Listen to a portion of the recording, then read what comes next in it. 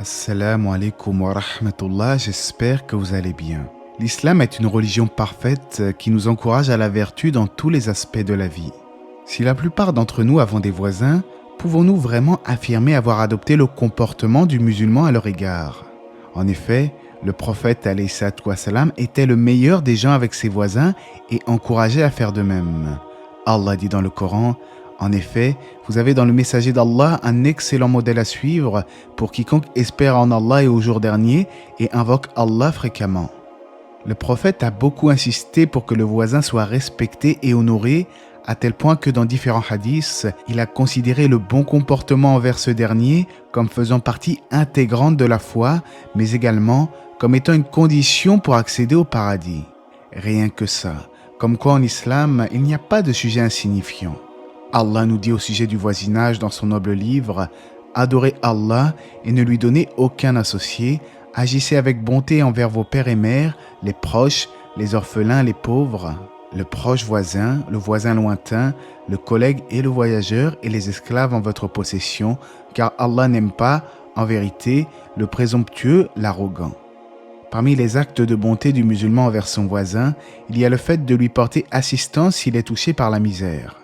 En effet, la conscience du croyant l'empêche de vivre dans l'opulence tout en négligeant une pauvreté qu'il constaterait chez son voisin. On rapporte en ce sens du messager d'Allah alayhi salatu wassalam: n'est pas croyant celui qui passe la nuit le ventre plein alors que son voisin à côté de lui a le ventre vide. N'oublions pas que chaque bonne action que nous effectuons dans la recherche de l'agrément d'Allah est enregistrée et qu'Allah aime ceux qui font le bien. C'est ça le comportement du musulman.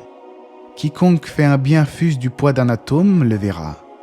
Le prophète alayhi salatu wassalam nous rapporte également au sujet de l'ange de la révélation: Gabriel, Jibril alayhi salam, n'a cessé de me recommander le voisin au point que j'ai cru qu'il allait l'intégrer dans le droit de l'héritage. Vous l'avez compris, la bienfaisance envers son voisin n'est pas une chose facultative, c'est une obligation religieuse. Aujourd'hui, combien de gens ne connaissent même pas leurs voisins et combien de personnes ne se disent même pas bonjour? En islam, le bon voisin est celui dont la présence est considérée comme une source de sérénité et d'apaisement. Or, il arrive souvent malheureusement que nous-mêmes, musulmans, ne soyons pas des exemples à ce niveau-là. Combien de gens nuisent à leurs voisins, que ce soit à cause du bruit ou toute conduite offensante? Un jour, le prophète sallallahu alayhi wa sallam s'exclama: par Allah n'est pas croyant, par Allah n'est pas croyant, par Allah n'est pas croyant. Et lorsqu'on lui demanda de qui il s'agit, le prophète de répondre: celui dont le voisin n'est pas à l'abri de ses conduites blessantes. Et dans une autre version du hadith: n'ira pas au paradis celui dont le voisin n'est pas à l'abri de sa nuisance. Le véritable croyant n'est donc jamais une source de conflit, il doit plutôt être connu pour son savoir-vivre et ses bonnes moralités envers les autres. Même si un musulman ou une musulmane prie et jeûne le mois de Ramadan, cela ne suffit pas pour être sur la droiture. À cet effet, le prophète a un jour raconté le cas d'une femme qui jeûne le jour et passe la nuit dans la prière, mais qui en parallèle nuit à ses voisins. Et le prophète alayhi salatu wassalam a dit: elle est en enfer. Tout ceci n'est donc pas une mince affaire, et si un musulman a quelques litiges avec son voisin, il doit faire preuve de patience et tenter de trouver des solutions. On rapporte qu'un jour un compagnon s'est plaint au prophète du comportement de ses voisins et ce dernier alayhi salatu wassalam lui a recommandé la patience à plusieurs reprises. Et Allah dit dans le Coran dans le sens du verset: repousse le mal par ce qui est meilleur et voilà que celui avec qui tu avais une animosité devient tel un ami chaleureux. Si quelqu'un rétorque: oui mais ce sont mes voisins qui cherchent le conflit alors que moi je n'ai rien demandé à personne et j'ai plutôt fait preuve de bonté envers eux. On peut répondre en disant qu'il ne faut pas se rabaisser à leur niveau, mais plutôt s'imprégner des moralités islamiques qui nous incitent à l'endurance et au pardon. Néanmoins, à ma connaissance, il n'y a pas de mal à communiquer avec ses voisins pour faire part d'une gêne ressentie, comme ces voisins qui mettent la musique très fort et nuisent à leur entourage. Le musulman peut tout à fait discuter des points sur lesquels il n'est pas d'accord avec ses voisins, et cela en restant courtois et sans outrepasser les limites.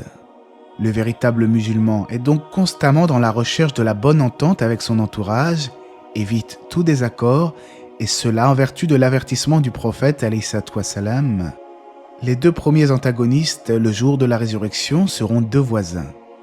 Le croyant honore donc ses voisins et leur porte assistance aux besoins, n'est pas nuisible dans son comportement et patiente face aux imperfections des gens.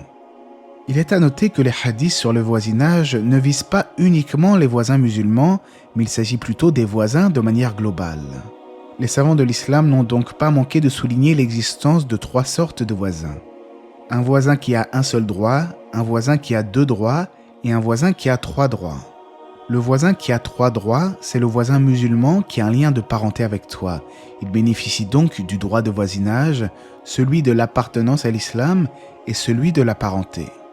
Quant au voisin qui a seulement deux droits, c'est le voisin musulman qui bénéficie du droit de voisinage et de celui de l'appartenance à l'islam.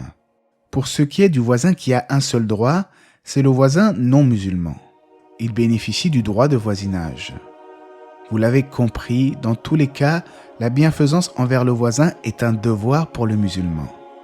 Avant de conclure cette vidéo, je vous invite à vous abonner à la chaîne si ce n'est pas déjà fait, afin de ne rien manquer des prochaines publications, Inch'Allah. En définitive, le droit du voisin consiste à le saluer, à ne pas lui poser trop de questions, à lui rendre visite en cas de maladie, à lui présenter des condoléances en cas de malheur et à patienter face à son comportement. Aussi, en tant que musulmans, il nous est interdit d'espionner ses voisins comme ceux qui regardent par la terrasse ou le balcon avec insistance.